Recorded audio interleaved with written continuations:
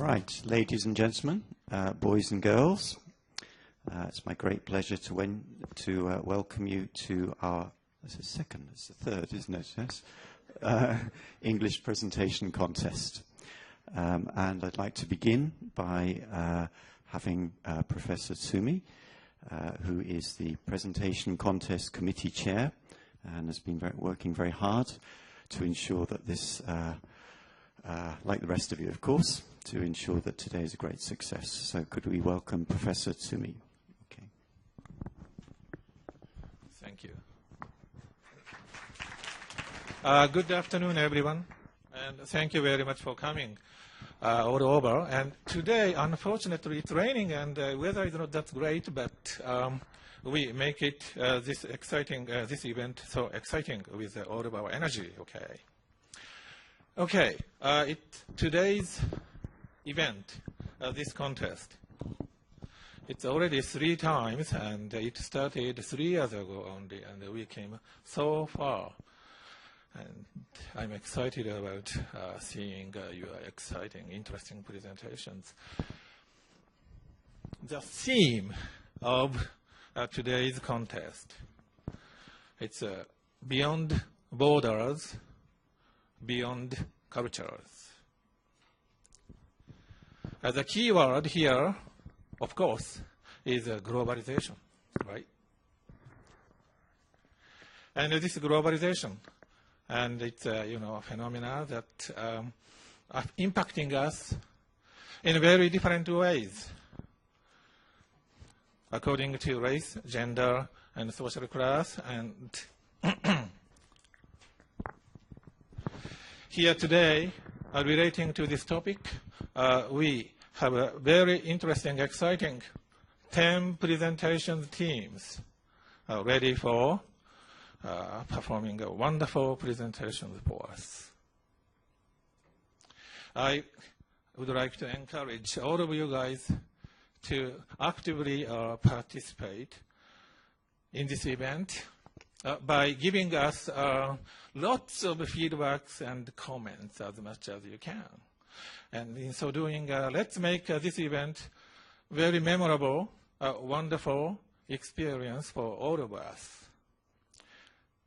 Okay, now let me introduce briefly today's judges. Starting from Michelle Yamamoto-san. She is a well-known figure in NHK, the international broadcasting. Thank you very much for coming, and she joined us last year too, and this is her second time. And next, Professor Johnson Vance, and he is emeritus professor of our department. Thank you very much for coming all the way. And he is the one of the one who started. He started the IBP program here in our business department, international business program, and also serving toward developing international exchange in our department in all major university for quite a long time. And thank you very much again for coming all over. Okay, and next, Professor Yojiro Ii.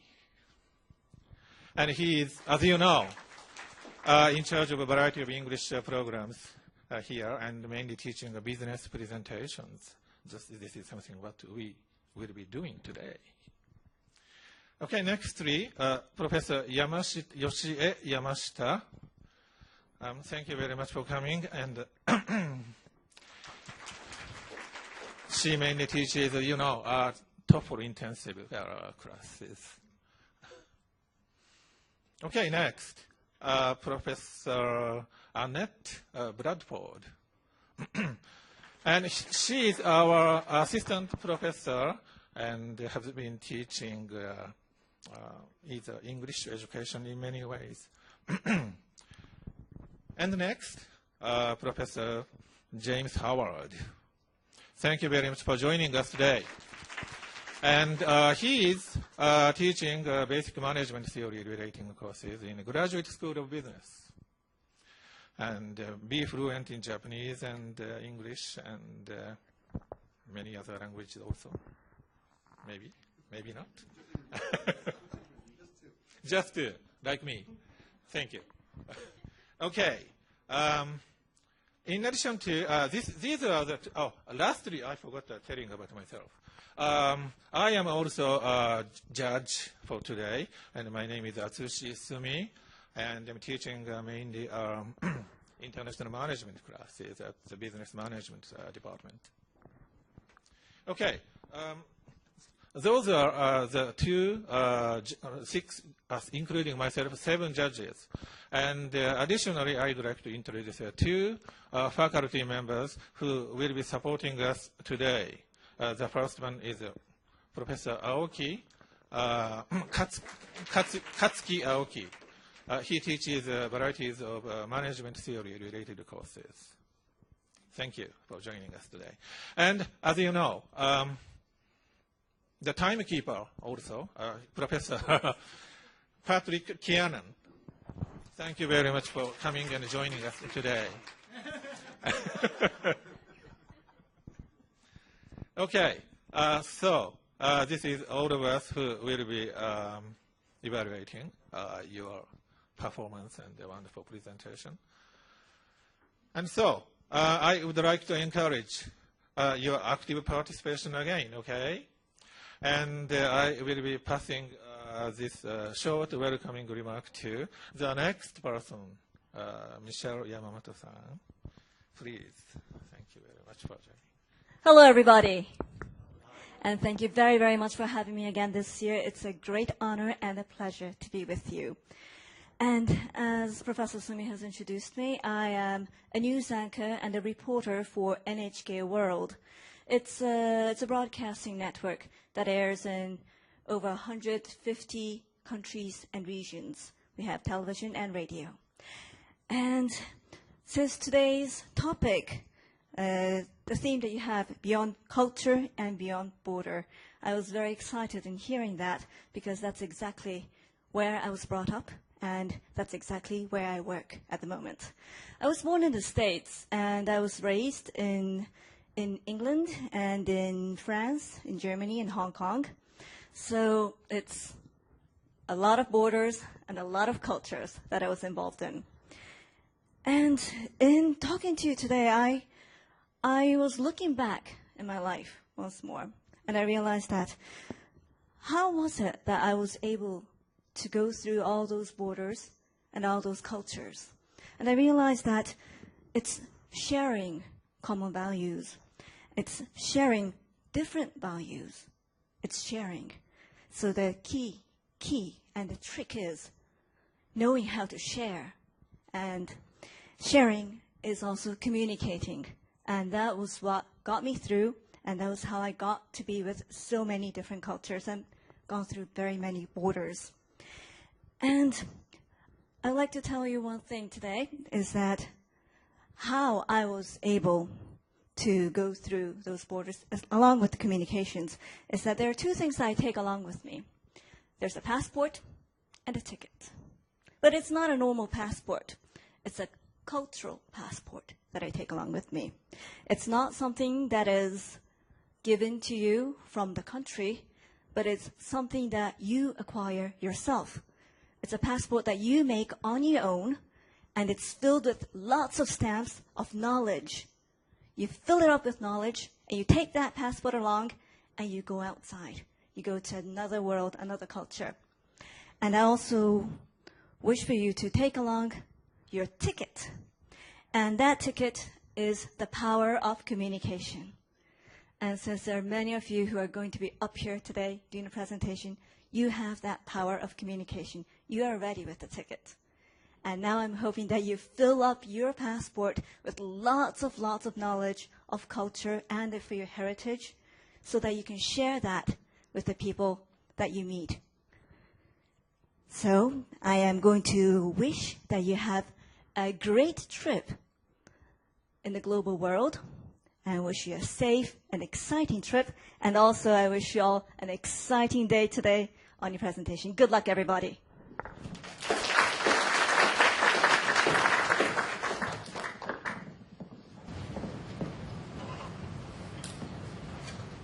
presentation today is about Japan and its relationship with refugees. First, well, let me ask you all a question. Can we really know what it's like to be a refugee? To run away from your own country with nothing but the clothes on your back and a hope for a better future? Can you imagine living behind everything that you have worked so hard all your life to achieve and just start it all over again as a stranger in a foreign land? Well, I know I can't, and I suppose not many of you either. So, with that in mind, today me and my partner here are going to talk about a very troubling reality that exists in this very country, and that is the treatment of refugees in Japan.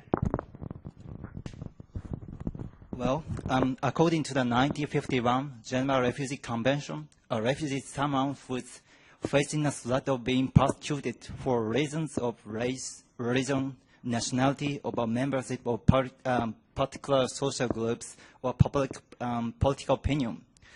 Protecting the refugees is one of the more core mandates of the United Nations, particularly UNHCR, an agency which, after being established in 1950, has been playing a crucial role in taking care of millions upon millions of displaced people across the globe. There are UNHCR offices in every United Nations member countries.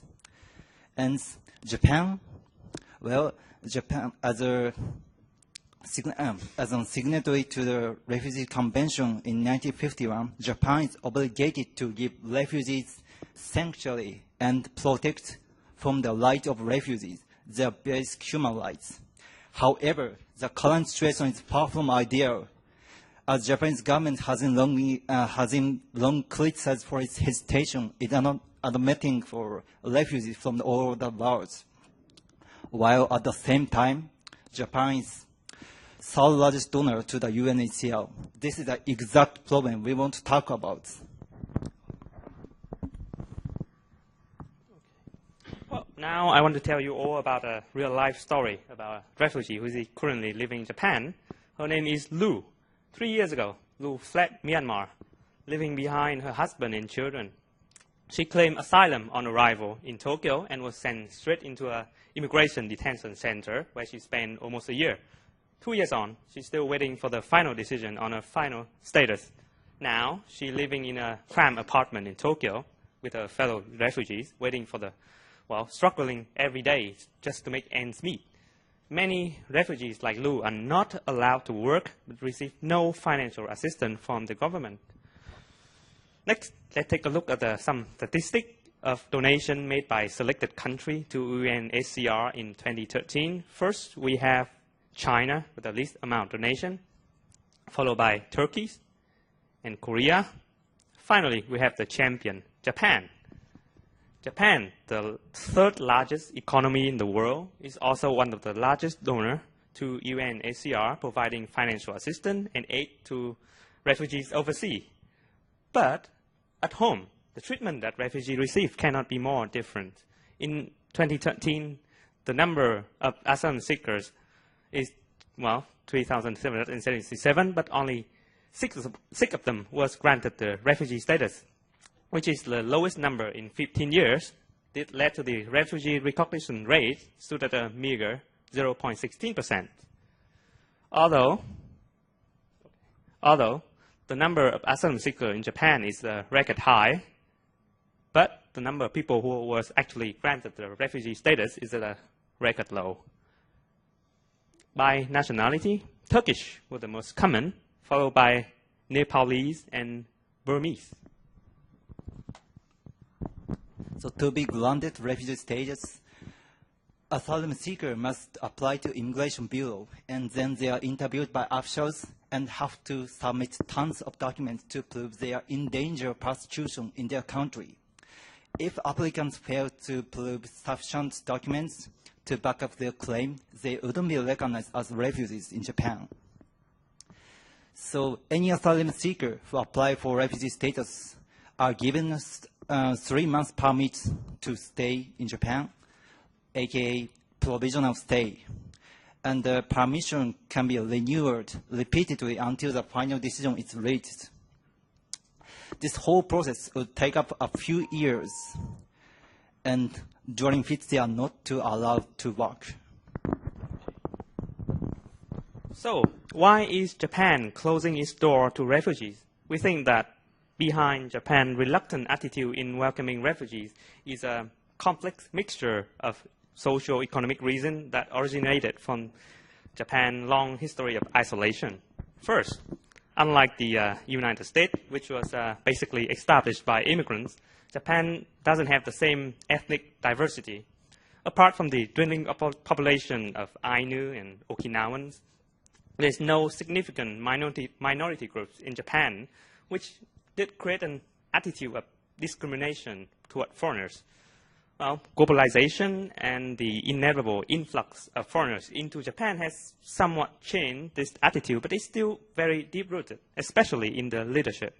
Secondly, the Japanese government want to have a strict screening process on deciding who can be refugees and who cannot, because they're afraid of people abusing the system. Thirdly, for diplomatic and security reasons, the government is afraid of accepting refugees from certain countries, such as China, because they don't want to further risk straining an already deteriorated relationship. Next, the system that require people to actually be in Japan to apply for the status and not allowing them to work during the screening process also reduce the number of applicants. And finally, the language and cultural barriers of Japan are very hard to overcome. The whole process could take up from 3 to 4 years. Yes. And so, better future for Japan? More from Japan or better small? Globally, there has been a surge of refugees in recent years, mainly from the Syrian conflicts, but very few Syrians made it to Japan, and none have been granted refugee status so far. To deal with this problem, a number of organizations and NPO are working towards changing the situation, and Japanese Association for Refugees is one of them. Until now, JAR is engaging grassroots activities such as providing the assistance on refugee status application and advocating the right of refugees to the governments. And also, JAR is especially focusing on the awareness building through the educational field. They're regularly giving a public lecture on refugees in local high school and universities. In fact, Meiji University has been working together with JAR and the UNHCR to deepen their understanding of refugees in Japan among university students. And Meal for Refugees campaign was the fruit of the cooperations. It was held in 2014, and as a fundraising activity through selling traditional dishes from the home country of the refugees. And the whole profit went to UNHCR and JAR, contributing to the crusade of protecting the rights of refugees. Now, to solve the refugee problem, first, Japan needs to modify its immigration law to make it easier to obtain the refugee status. Secondly, it could financially assist refugees to ease them into their new life in Japan and then provide them with the means to support themselves. And finally, the Japanese society needs to change from an ethnically homogeneous society from a more diversified one. So, if Japan wants the world to see it as a truly modern, progressive society, it must start from protecting human rights and welcoming refugees, proving that it can really contribute to a better world. Accepting refugees can also be a solution to Japan's dwindling working population since it is aging rapidly. It can also be a way to ease the burden on the national pension system, since most of the asylum seekers tend to come from the younger working age groups. Japan is standing at a very important threshold, either open its door or sit left behind by other countries. Accepting refugees can solve many difficulties that Japan is facing right now, and it can propel the nation into a new golden age, the age of compassion and understanding.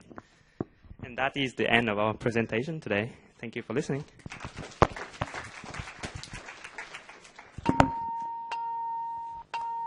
Wow, perfect timing as well. Okay, right, thought-provoking. Questions there, though. If anyone would like to ask a question, if you could raise your hand.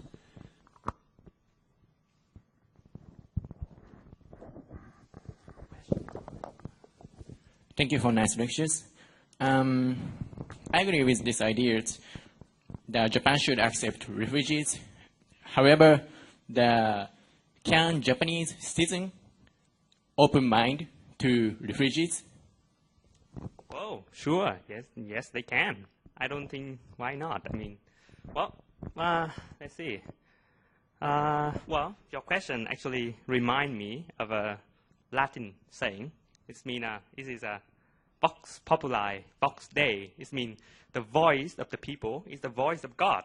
So, if that is true, then, well, if the people, well, I mean, like, there are voices of refugees everywhere crying out in anguish for help, for salvation. So, why shouldn't we help them? I mean, we are civilized human beings, right? We must, get over these petty discrimination and get in there and help them. And I believe that Japanese is quite civilized themselves. So, yeah, I think Japanese people can open their mind and welcoming refugees into their country. So, is it good enough for you? Yeah. I think the Japanese people don't get used to the welcome the foreign refugees. Well, it's first time for everything. Okay, thank you. So Howard had a question there as well. Thanks for your presentation today. Very interesting. One quick question I had, though. I was curious about one of the charts, and you showed that there was a large number of asylum seekers in Japan from Turkey. Turkey, yes. Yeah. Have you got any idea on what is causing that? I hadn't imagined that there would be so many asylum seekers to here from Turkey. Oh, I think there are two reasons. First, because of the, economic crisis or something like that. The economy of Turkey is not going so well. So many are trying to, get out of the country and finding better job or something. Secondly, in recent election, some right-wing party, I wouldn't say, fascist, but they pretty close to that. Got in power. So a lot of people from the opposition is afraid of, oppression from the government, so they want to get out of the country and find safe haven somewhere else. And so there's that many number of people now who are basically at risk of persecution. Persecution from their own government, yes. Okay, I see. Thank you. Any other question? Okay, one more.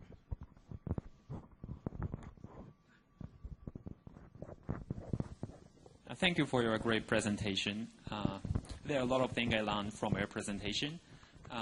My question is there anything we can do to protect those refugees?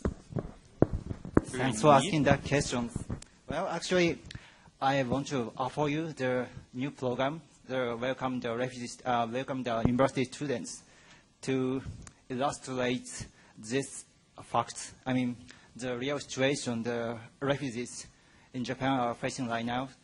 There's, a moment, please. This one. This one, Me for Refugee campaigns. It was held in 2014, and actually it was held in last month.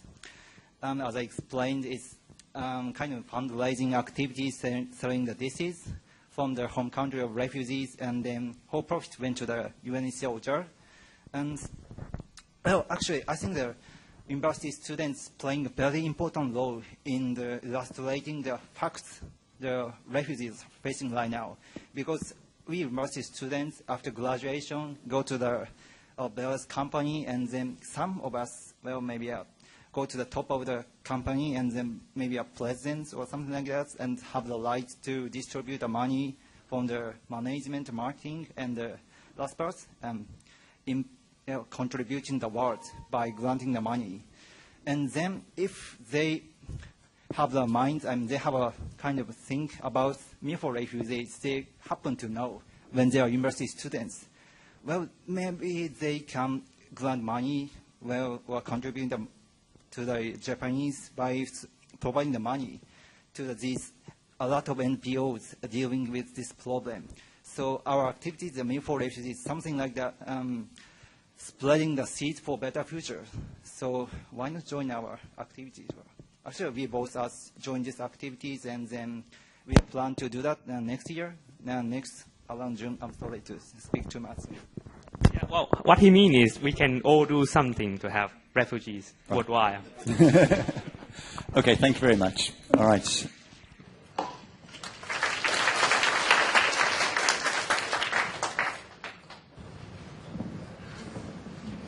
Good afternoon, everyone.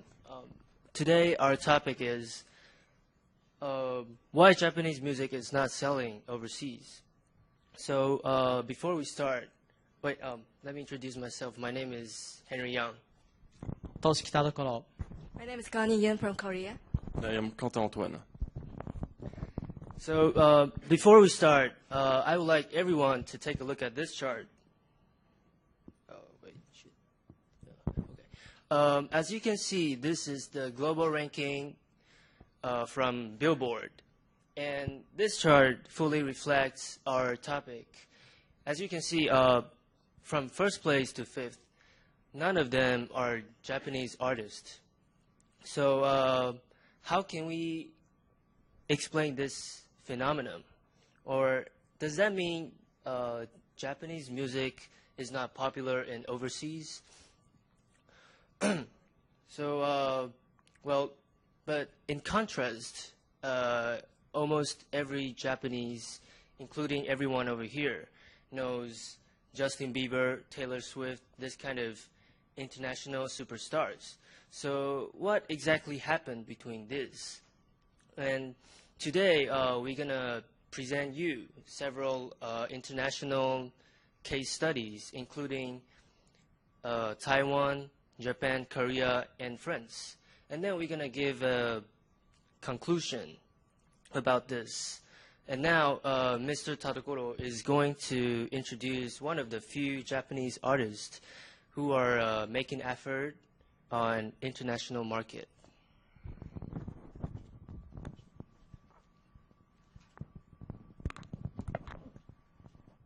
Do you know Carrie Pampamil? She sings only Japanese, but recently she is most sang overseas Japanese artist. So I will explain about why she is sang overseas. I think there are 3 points. 1. She has very unique word. Her character is cute, mysterious, and grotesque. According to site about her, she made a feed of new idol. 2. She uses social networking service very well for public relation. For instance, Twitter and Facebook. 3. She expects New Age Japan. It is Harajuku Kawaii. What is Harajuku Kawaii? Maybe you think. It contains many things. For example, Harajuku fashion, language, and view of the world. Now she is being said that she expects New Age Japanese music and culture. Maybe you think she is saying overseas. Really? Of course, we think so. But she got a brilliant performance. For example, Thailand, Hong Kong, Taiwan, and Singapore, she got first. And New Zealand and Belgium, she got second. And France and Mexico, she got third. This performance is called Japanese first feat. Now, Henry is going to introduce you Taiwanese artists. Okay, please let me introduce a Taiwanese artist, Wang Lihong, who was born and raised in NYC, New York City. And Wang Lihong, Mr. Wang, he's not only just a singer, but he's also a songwriter, musician, film director, and also an actor. There's several points and factors that he did really successfully in overseas. Well, this is his strength. He has this capability of producing all kinds of music in different instruments. And also the other thing is he featured with a lot of international successful artists. Like recently, he just released a new album with DJ Avicii, who is really famous DJ in the world. And next slide is the post of their collaboration, and the DJ Avicii playing his song, and he also plays violin, and he's really talented in singing as well. And now Connie is going to introduce the Korean artist. Thank you.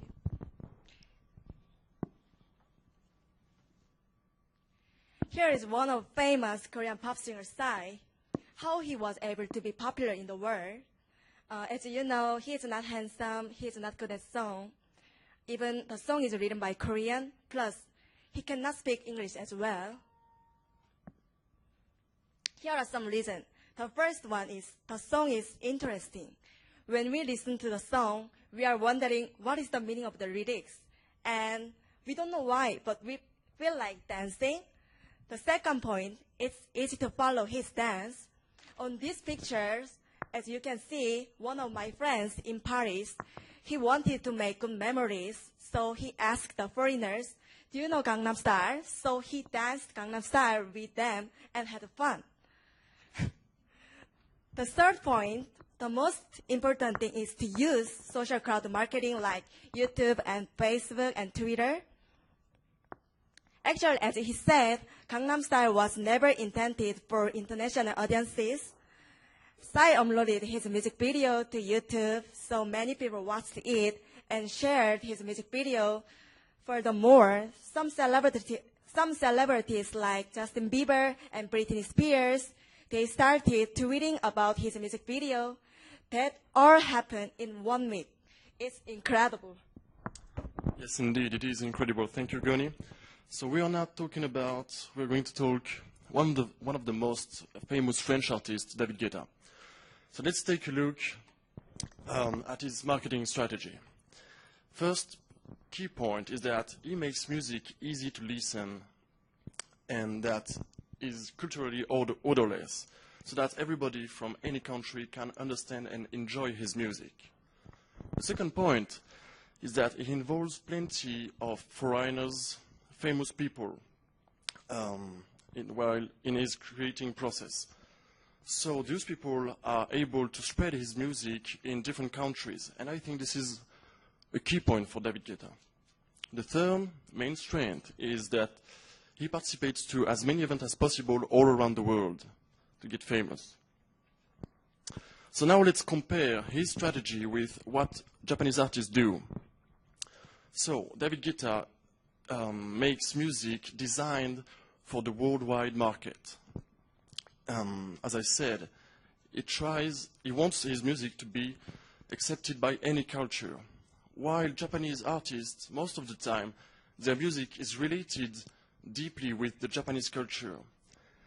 And then this music is aimed for the Japanese market.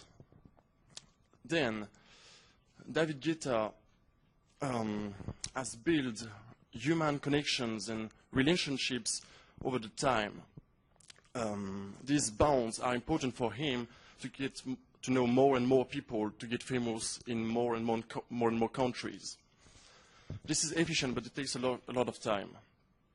Usually when Japanese artists want to get famous all around the world, they try to have the buzz effect using SNS. This can be very efficient, but it is also unpredictable, and it might not last for a long time.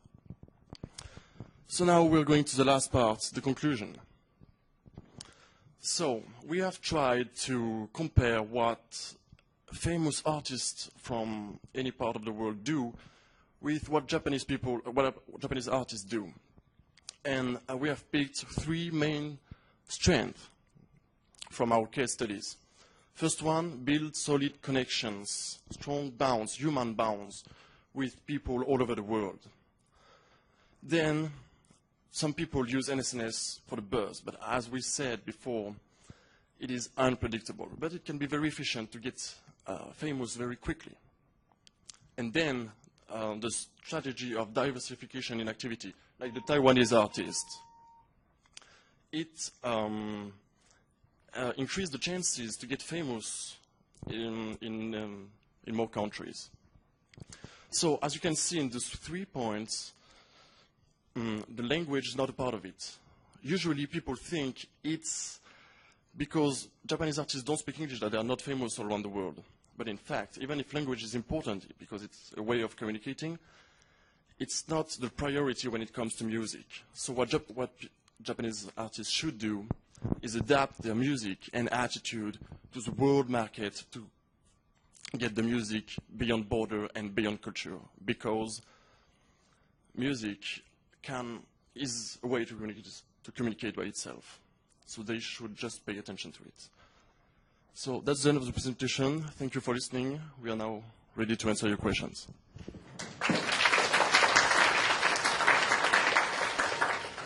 Yeah, when I saw the titles for their presentation, I did actually ask Henry. I said, well, isn't that just because they sing in Japanese? But thank you for answering my question. Okay, any questions from the audience? Thank you very much. It's very interesting. This is not compliment. I really feel your presentation is very nice. And next month, I'll meet the president of Cool Japan, Mr. Ota, who graduated this school long years ago. And I will talk about your presentation, of course. And the topic is very interesting. And 2 days ago, in my seminar of this school, one student made a presentation to compare Korean music with Japanese music. And he mentioned Psy, why he served well in the States. And Japanese singers, AKB doing something in Jakarta, maybe in Shanghai, but very limited. But 10 years ago, kids are selling well in Taiwan, I've heard. So now, sometimes Japanese music is basically for junior people like teenager or maybe less than 10. And the Korean singers appealing to the more adult generation like Psy. So that's a basic difference why Korean music is selling well in comparison with Japanese music singers in the States or in Southeast Asia. I think the quality of the singers is cause a difference. That's my view. So, question. Thank you for your comments. We have thought about this question, and we are not sure of the results, but we think that Korean music and Japanese music have many similarities, but in a certain way, maybe Korean culture that we can see in Korean music is easier to understand in the Western culture. I don't know what you think about that. Add something. Well, I think take Psy as an example.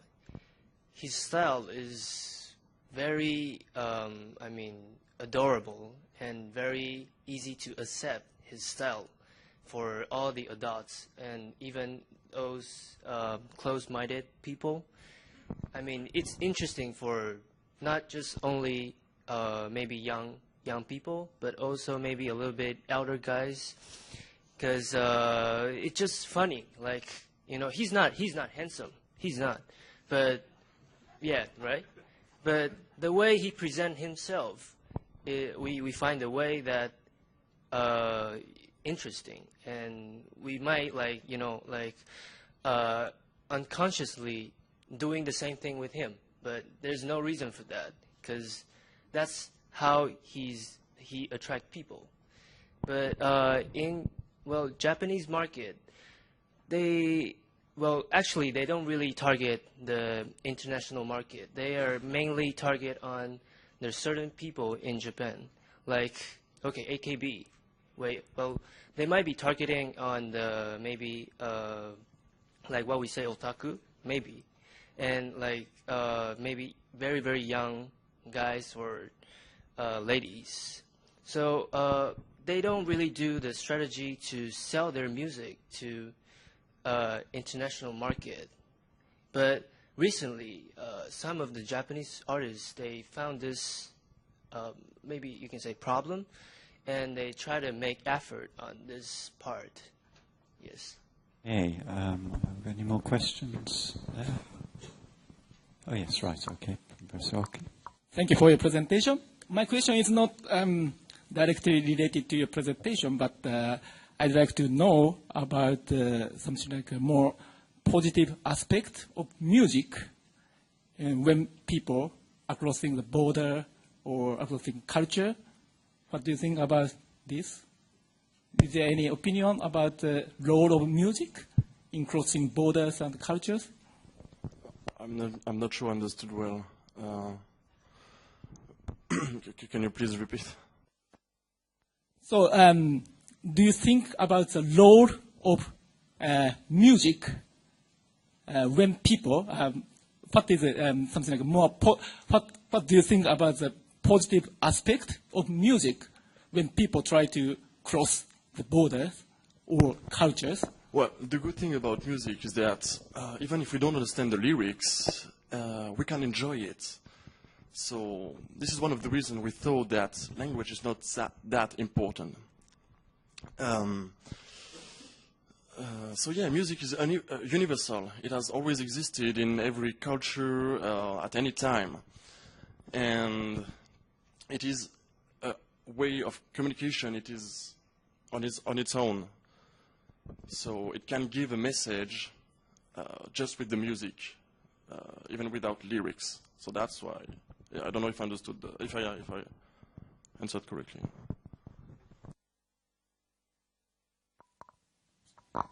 Right, I think that's all we have time for in terms of questions. So thank you very much.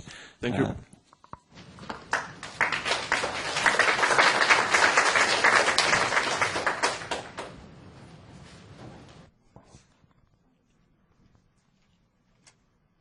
Good afternoon. I'm Hiroto, and this is Kevin and Hyunwoo.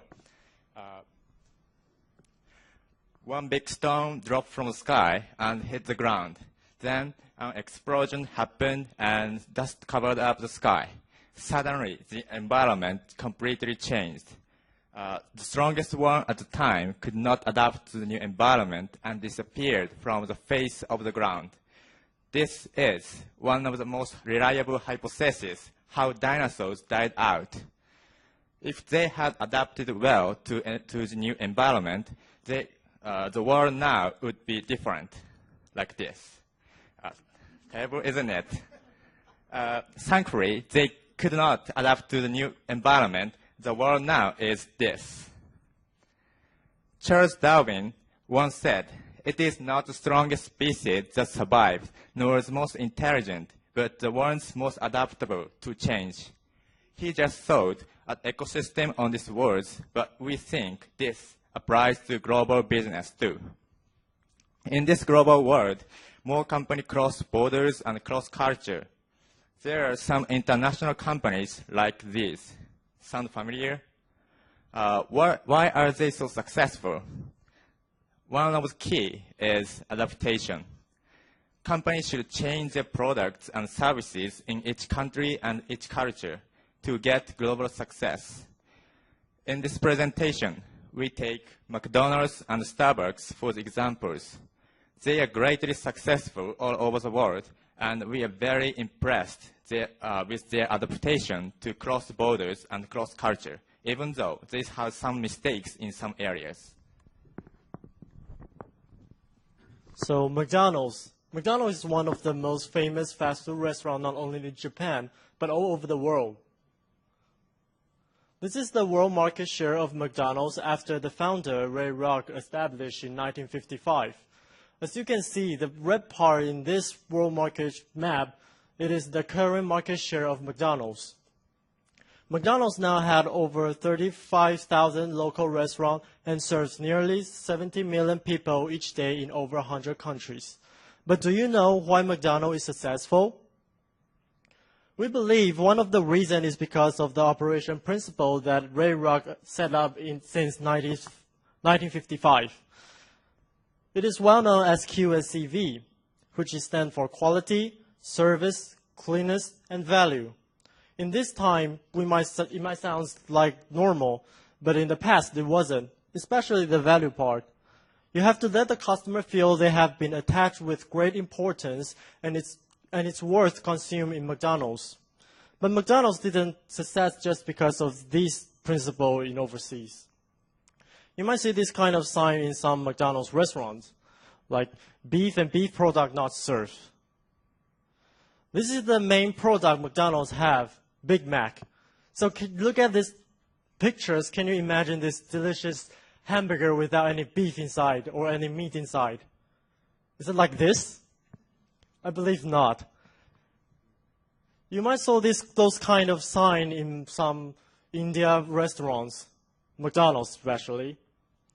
Due to the religion, 90% of people either Hindu or Muslim, so cow is sacred to Hindu and pork is forbidden to eat. And McDonald's, in order to enter India market, they have some adjustment on the menu. They maintain the original McDonald's concept and use chicken in Big Mac instead of beef. In addition, 271 local restaurants are already vegetarian. On the other hand, in Japan, there was one new item called rice burger. It just only sells in Japan, Taiwan, and China, and other Asia countries, and this belongs to their rice culture. Because of the different eating habit, McDonald's tailored the burger's bread into rice, and it was a huge hit at that time. So, besides of have some slight of adjustment on the menu, McDonald's also have some market strategy, which is such as like following global trend, innovation constantly, and gives the discount greatly. But above all, what makes McDonald's so successful this day, we believe it is because McDonald's is not afraid of doing the change in order to adapt into different countries and cultures. Do you know how many Starbucks are located all over the world? It's over 20,000 stores in 65 countries. It is a vision of Starbucks to inspire and nurture the human spirit, one person, one cup, and one neighborhood at a time. To complete their mission, they need to adapt themselves to each country and its culture. Starbucks want to make their stores to be a part of customer daily life, like meeting friends or even working. They sell not only coffee, but also coffee experience. You can smell fancy coffee, hear artistic music, and see wooden furniture like this in every Starbucks. Japan has a green tea culture. Japanese like drinking matcha. So Starbucks in Japan decided to unite coffee with matcha as matcha latte. It is an eggnog latte which is famous in the UK, especially during the winter. Do you know the name of the photo on the right side? It's a meat pie in Malaysia. They were invaded by UK from 1847 to 1947. The effect of colony make Malaysians eat meat pie instead of cookies or cakes when they drink a cup of coffee. I'm going to tell the fake case of Starbucks. Of course, they try to concentrate on each country's culture, but they made mistakes in India and Australia. McDonald's can succeed in India, but Starbucks not. Because of 40 times more expensive price than their national coffee, and India still remains awareness of caste system, which suffers from entering Starbucks, especially Sudra and Vaishya. Both Italian and Australian like to drink coffee near the town cafe. They don't want to drink coffee made within a few minutes. They'd like to talk with others while making coffee. Starbucks decided to enter the Australian market while they decided not to enter the Italian market. Sometimes not to do is more than important than to do. We think it is a good choice for Starbucks not to enter the Italian market, since they don't have to waste their time and finance like Australia through impractical plan. Also, they overlooked Australian coffee culture. They probably thought they can enter the Australian market easily, but it was an illusion. In this May, they announced they reduced their stores in Australia dramatically. McDonald's and Starbucks are obviously successful all over the world. The number of the stores and restaurants of Starbucks and McDonald's is increasing year by year. They are becoming more and more international companies. As Charles Darwin said, being adaptable to change is the key to survive. And both McDonald's and Starbucks took the local situation into consideration. And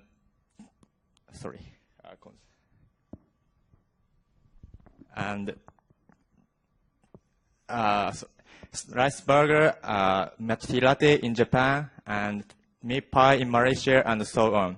With this adaptation, they cross the border and cross the culture. Of course, the adaptation does not always lead to global success, but without adaptation, a company might be just domestic one. Adaptation. All global companies should keep this in their mind. Here is the references. Thank you for listening.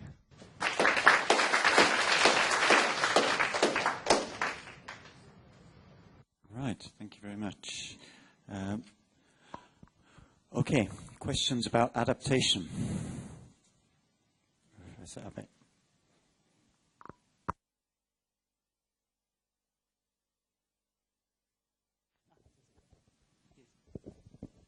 Thank you very much. Good presentation. And this is a very big topic in our department or school. So multinational corporations or global business, how should they do such a business overseas? That's a big question. And adaptation is very important. Like you stressed Charles Darwin's proverb. But yes, I see the point. But along with that adaptation, but mainly transference or keeping their good quality is maybe more important, because McDonald's is exporting or transferring its American style. Disney World is also. Because of that, in my view, they are successful. If they change or drastically adapt to the local culture, it causes another problem. So in Japan, for instance, McDonald's is changed to introduce a rice burger or something. It's minor portion of the style. In India, they changed, of course. But basically, they are keeping their own characteristics in the same characteristics in the States. That's the point. And it seems to me it's rather dangerous to stress the adaptation only. As well as the adaptation, we think we should emphasize the transference of the good quality. Otherwise, the business will collapse. That's my view and question. Thank you for your question. You mean the quality of the product is most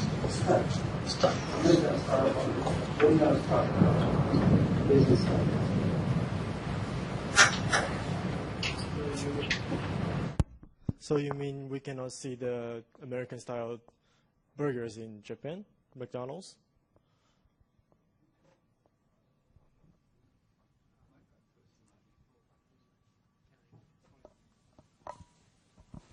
Yeah, for instance, Walt Disney is built Disneyland in Chiba, and there was discussion about that. How much should they keep their American style or more adaptation to Japanese style, including Japanese lunch or something like that. But they decided to keep their own characteristics or style, American style, Mickey Mouse and no Japanese character. It's Mickey and Minnie. And I think because of that, they made a success. So if to adapt it to the Japanese culture, they failed, I guess. That's my point. So it's rather one-sided to emphasize adaptation is very important. Transference or keeping the good style or original style is important as well. That's my view. Thank you. Yes, we believe that as one coin have two sides, and of course there's good point and bad point. But we believe that if one product like McDonald's, if they change their original products like Big Mac into they sells like sandwich or cookies or other things, I don't think they'll still call McDonald's. They have to keep their original concept, and then maybe they'll change some of the taste or shape or something else to adapt into the different culture and countries. That's what we believe.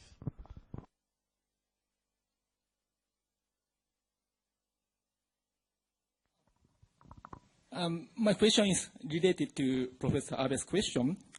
I think he's asking about how these two companies strike a good balance between global standardization and local adaptation.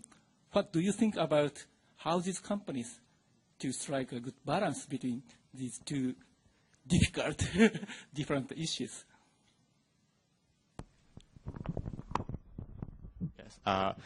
Companies should consider the standardization, but based on the standardization, and companies should change their products and services, change their products in each country and each area to be liked in the domestic people.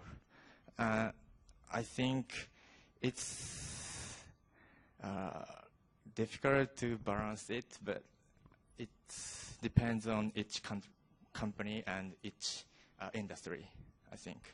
Thank you for asking. Okay, I think time for a quick question from this. Thank you very much for your presentation. I guess along the similar lines, I'd like to ask you all a question. I think you make a good point in saying that there's a really important decision that companies have to make, and there's a balance that needs to be struck between what you keep as your core and then what you decide to localize. How do you, in your minds, what do you think are some of the decisions or some of the questions that companies are going through when they have to make those difficult choices? I think the first problem, they have to understand which market they're going into. Because if you're going into the Asia market, there's a different thought and different culture. But if you're going into the South America, they have also different thought and culture. So the first problem is they have to understand the other countries or other areas' thought and thinking. So what kind of problem they're going to have if they're going into that areas. Thank you. Right, and we'll leave the questions there. Thank you very much. Adaptation.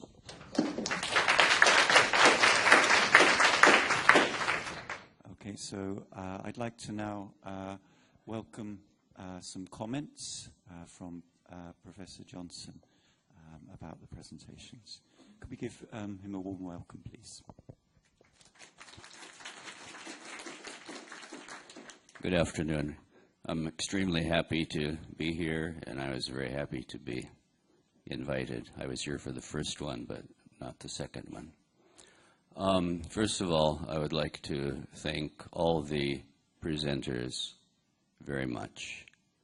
It was such a wide variety of topics, and I didn't even know borders beyond cultures could encompass such a wide variety of topics. And also, I'd like to thank you for doing your speeches in a foreign language. Doing a good speech in your native language by itself is a very arduous task. But when you put it into the context of doing a speech in a foreign language, it just complicates it. And I thought all of you did a very good job with that. Unfortunately, we have to judge, so some of you will be winning the prizes and some won't. But I would like to say that all of you did a very good job, and I do congratulate you on your speeches. One thing that I think you need to think about a little bit is the medium. And you're doing speech. And speech is very different than writing, because you've only got one chance. This is it. With a book, if you don't understand something, you can go back, you can review it, you can take your time, you can eventually understand it. When you're giving a speech, it's only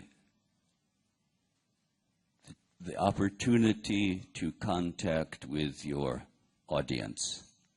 And so the most important thing there is, are you getting across what you want to say to your audience? There are many ways to do this, and I implore you to study the necessities of speech making, the contents of speeches, and all that. Today, I think that the aspect of English itself was very well done. I didn't think there were very few people that had trouble in understanding the speech of the presenters. So your English, I would say, is a very acceptable quality. One thing, when you're giving your speeches like this, it's important to be able to follow. And in order to do this, the beginning is very important. And so people need to know why you're going from point A to point B, from going to point B to point C, from going to point C to your conclusion. What's the connection? What are the transitions? Why are you saying what you are saying? What is the purpose of this particular segment? Sometimes to me it was a little bit unclear exactly the organization and the transition from A to B to C to the conclusion. So to help your audience understand, some of you did this, I think the better presentations did, is that when you get done with one section, summarize it. In other words, particularly in a foreign language, give people a chance to understand. This is what I talked about. This is what we did. Now let's go on to the next part. Also, when you're working on your speech, don't forget supporting material. And I think that most of you found that it was much more interesting, those speeches that used concrete examples, those speeches that brought up something, aha, this is a personal experience, or this is a particular concrete example of what I am talking about. If you are too vague, it's too broad, then it becomes a little bit harder to understand, and quite frankly, it may not be as interesting. We're always interested in more specific and concrete examples. So be sure that you work on your supporting material with that. I could go on because the speech topic itself is quite lengthy and quite complicated. But simply, I would implore you to keep working on your speeches, keep working on your English, and I hope that those that are not seniors would have a chance to participate in this contest again, and I think that it would be very good for you. So I'm not all that good at timing myself, so Philip's looking at me, smiling, and that indicates to me that my time is over. So anyway, please think about a little of these factors, and I do thank you so much for all your wonderful speeches today. Thank you.